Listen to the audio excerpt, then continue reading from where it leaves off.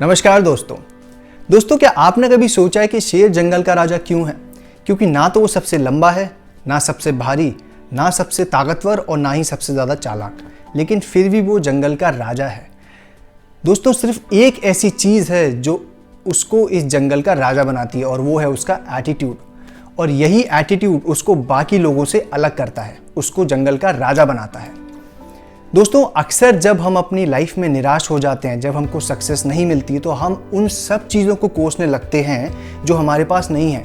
But हम ये भूल जाते हैं कि अगर हमारे पास सही एटीट्यूड है तो हम सक्सेस को हमेशा पा सकते हैं। इसी टॉपिक के ऊपर लिखी गई किताब bye Jeff Keller, the book attitude is everything की समरी आज हम इस वीडियो में देखेंगे।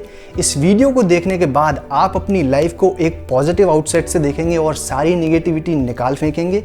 आप अपने थॉट प्रोसेस से कुछ भी अचीव करने की ताकत को समझ लेंगे और आप ये भी समझेंगे कि कैसे आपके आसपास के लोग और आप जो सोचते हैं वो सब कुछ इम्पैक्ट करता है आपकी पूरी सक्सेस और आपकी पूरी अचीवमेंट्स को।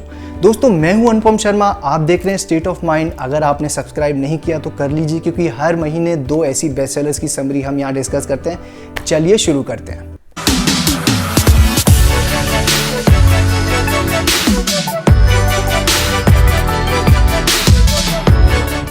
चलिए दोस्तों हम इस किताब में दिए गए सबसे पहले कॉन्सेप्ट की बात करते हैं, जो कि है your attitude is your window.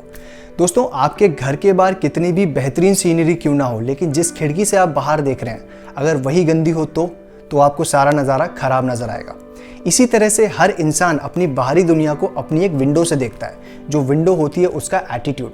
और अगर उस विंडो पे ही गंदगी लग जाए तो उसको उस पूरी दुनिया में कमियां नज़र ना आने लगती हैं, खामियां नज़र आने लगती हैं। दोस्तों अक्सर हमारा नेगेटिव एटीट्यूड हमको पूरी इस दुनिया की तरफ एक नेगेटिव अप्रोच दिखाने लगता है और उस नेगेटिव अप्रोच की तरफ से हमारा माइंडसेट भी नेगेटिव हो जाता है। और नेगेटिव माइंडसेट से किया गया कोई भी काम कभी भी कोई अच्छा रिजल्ट नहीं दे सकता। एग्जाम्पल के तौर पर ज़रा इमेजिन कीजिए, एक छोटा सा बच्चा जब चलना सीख रहा होता है और वो चलते चलते जब गिर जाता है तो गिरने के बाद वो कभी भी इस दुनिया को नहीं कोसता या अपने माँ बाप को नहीं कोसता। वो सिर्फ एक काम करता है, वो उठता है, चलता है, फिर से गिरता है, फिर उठता है। वो ऐसा तब तक करता है जब तक कि वो चलने में परफेक्ट ना हो जाए। और ऐसा वो इसलिए करता है क्योंकि उसकी मेंटल विंडो, उसका एटीट्यूड बिल्कुल पॉजिटिव है, बिल्कुल क्लियर है।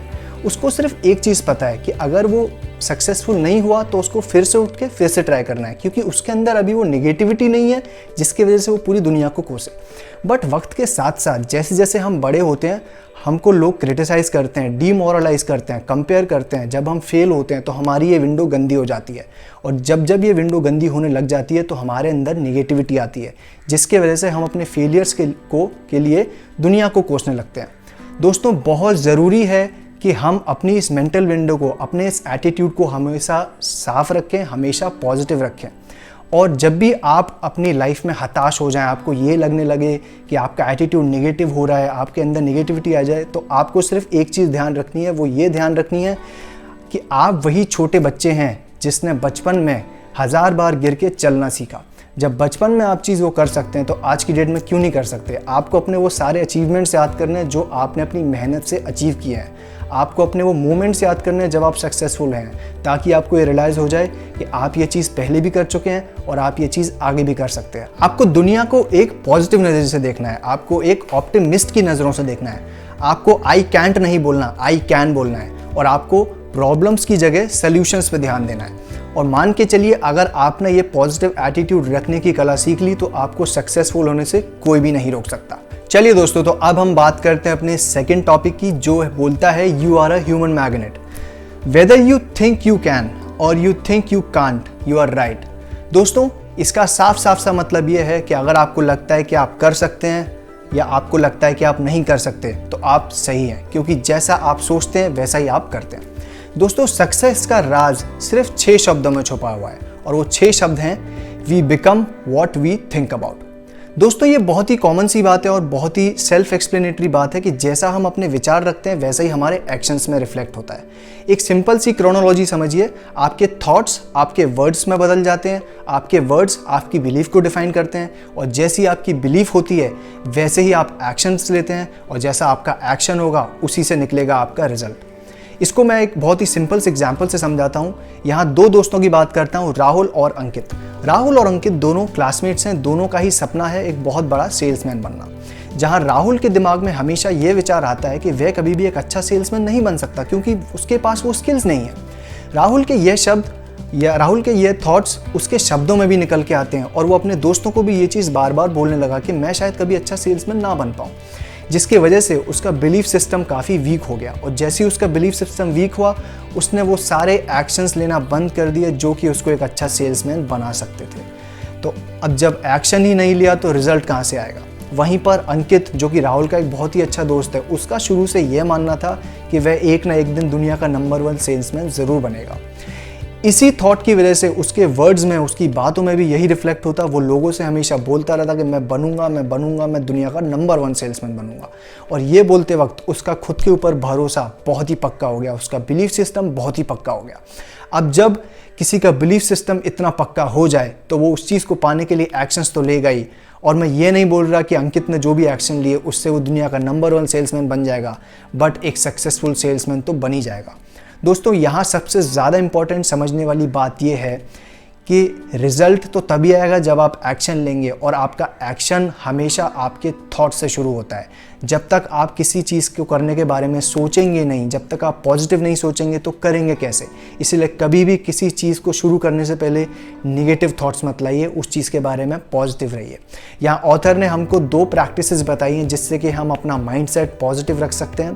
पहली चीज़, डेली आप कोई भी बुक पढ़िए, कोई भी पॉजिटिव माइंडसेट वाली बुक पढ़िए, सेल्फ डेवलपमेंट बुक पढ़िए फॉर 15-20 मिनट्स। और डेली आप एक 30 मिनट्स का कोई भी मोटिवेशनल पॉडकास्ट सुनिए। होगा ये, इन सब चीज़ों को करने से आपके माइंड के अंदर पॉजिटिव थॉट्स आते रहेंगे और आपका मोटिवेशनल लेवल और एनर्जी लेवल भी बना रहेगा। चलिए दोस्तों, तो बात हम करते हैं अपने तीसरे कॉन्सेप्ट की, जो कि है see your problems and failures as opportunity. दोस्तों, सेटबैक्स, फेलियर्स, मुश्किलें हम सबकी लाइफ में आते हैं, और जब भी ऐसा होता है तो हम काफ़ी निराश हो जाते हैं, काफ़ी निगेटिव हो जाते हैं और हम ये सोचने लगते हैं कि अब सब खत्म हो गया है। ज़िंदगी कोई 100 मीटर की रेस नहीं है, वो एक बहुत ही लंबी मैराथन है, और कोई भी प्रॉब्लम इतनी बड़ी नहीं हो सकती कि आप सोचें कि सब कुछ खत्म हो गया है। दोस्तों, प्रॉब्लम्स और फेलियर्स एक स्पीड ब्रेकर की तरह हमारे सक्सेस के रास्ते में आते हैं, जो कि हमको सिर्फ टेस्ट करने के लिए होते हैं। और अगर हम उस स्पीड ब्रेकर को देखकर पीछे मुड़ गए तो इसका साफ मतलब ये होगा कि हमको अपने सक्सेस की कभी उतनी चाहत थी ही नहीं। इसलिए बहुत ज़रूरी है कि हम इन सारी प्रॉब्लम्स और डिफ़िकल्टीज़ के सामने झुकें ना, बल्कि उनसे टकराते चले जाएं। एक बहुत ही बढ़िया सा एग्जांपल समझाता हूँ आपको। जुबिन नौटियाल, जो कि आज बॉलीवुड के एक बहुत ही फेमस सिंगर हैं, 2011 में एक्स फैक्टर के टॉप 25 में पहुंचकर डिस्क्वालीफाई हो गए। अगर 2011 में अपनी इस असफलता से वो निराश हो जाते तो क्या वो आज इतने बड़े सिंगर बन पाते? नहीं। उन्होंने अपने उस मुश्किल को एक स्पीड ब्रेकर की तरह देखा, उससे सीखा और आगे बढ़ते चले गए। इसलिए हमेशा ध्यान रखिए, जब भी आपको सेटबैक मिले, फेलियर मिले, तो पीछे मत हटिए। आप बस ये समझिए कि ये सिर्फ मेरा एक टेस्ट है जो मुझे और बेहतर बनाने के लिए है। आप उस फेलियर को, उस डिफ़िकल्टी को एक अपॉर्चुनिटी की तरह देखिए और सोचिए कि आप और क्या कर सकते हैं। हो सकता है कि वो फेलियर या वो डिफ़िकल्टी आपके अंदर से आपका बेस्ट वर्जन निकाल के लाए। चलिए दोस्तों, तो बात करते हैं अपने लास्ट टॉपिक की, जो कि है स्टे विथ पॉजिटिव पीपल। आप अपनी मेंटल विंडो को क्लियर करके अपने एटीट्यूड को पॉजिटिव बना सकते हैं। अपने फेलियर्स से डरते ना हुए उनको अपॉर्चुनिटीज़ की तरह भी देख सकते हैं, और अपने थॉट्स से, अपने अच्छे थॉट्स से अच्छे रिजल्ट्स भी अचीव कर सकते हैं।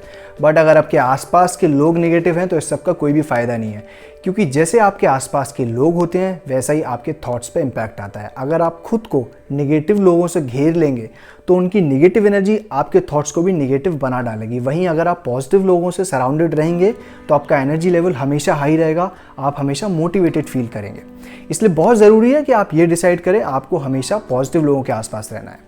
आप कितना भी अच्छा बिजनेस आइडिया लेकर एक नेगेटिव माइंडसेट वाले इंसान के पास चले जाइए, उस आइडिया में 10 कमी निकाल देगा और तो और आपको डिमोटिवेट भी कर देगा। और वहीं अगर आप इस सेम आइडिया को एक पॉजिटिव इंसान के पास लेके जाएंगे तो वो आपको मोटिवेट इतना कर देगा कि आप उस आइडिया को इम्प्लीमेंट करने के लिए पक्का मन बना लेंगे। दोस्तों, यहाँ ये समझना होगा कि दुनिया में 2 तरह के लोग होते हैं। एक होते हैं टॉक्सिक पीपल, दूसरे होते हैं नरिशिंग पीपल।